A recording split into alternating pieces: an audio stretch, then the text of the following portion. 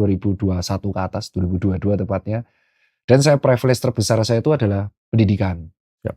Jadi papa mama saya itu pengajar. Papa saya itu dosen ekonomi, Pak. Oke. Di salah satu universitas di Indonesia. Siap. Tapi karena pivot ke income, ini beneran pivot ke income, dan saya bisa ngomong itu karena papa saya dosen. Pivot ke income, papa saya itu setelah 9 tahun berkarir dosen, beliau menjadi banker di sebuah BPR di Jawa Tengah. Bapak saya Jawa asli, keturunan Boyolali Sambi. Marga saya itu Wongso di Mejo. Kalau Jawa, bapak saya namanya Sutarjo, bisa dicek, beneran. Dan bapak saya itu sempat, privilege saya kedua, bapak saya itu sempat diundang oleh almarhum Presiden Habibie. Yep. Tahun 98 sebagai ahli ekonomi yang memang diajak diskus untuk kondisi ekonomi. Jadi memang beliau sesaklek itu soal matematika dan keuangan. Itu privilege saya pertama yang gak pernah saya ceritain. Ada fotonya.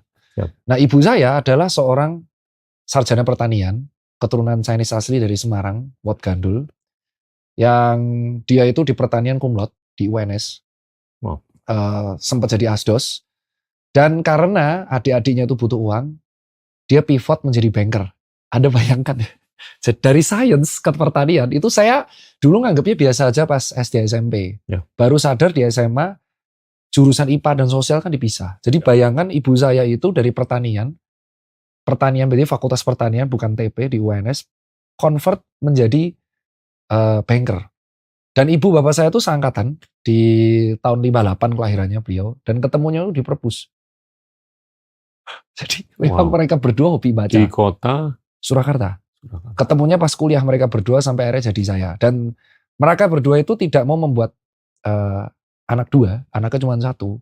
Karena secara hitung-hitungan papa saya pas-pasan. Ya. Masya. Jadi menengah. Memang menengah tapi nggak bawah, tapi nggak atas. Pure menengah. Wow. Dan bapak saya itu anak kedua, ibu saya itu mama saya anak pertama. Dan bapak saya itu Muslim. Ibu saya Katolik. Saya nggak tahu, saya nggak mau tahu. Jadi ini disclaimer dulu, netizen pasti marah.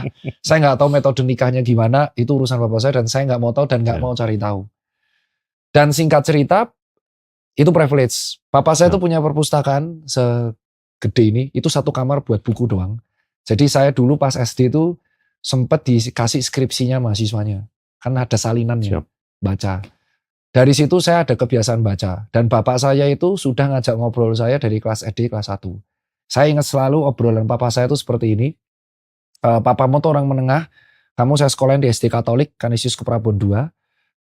Teman-temanmu tuh kaya raya, anak pengusaha semua. Papa nggak bisa bayar guru les sampai kelas 3. Yang bisa kamu lakuin, kamu harus belajar keras. Karena yang membawa nama baik keluargamu adalah prestasimu. Itu omongan papa saya. Dan bisa ditanyain langsung ke papa saya karena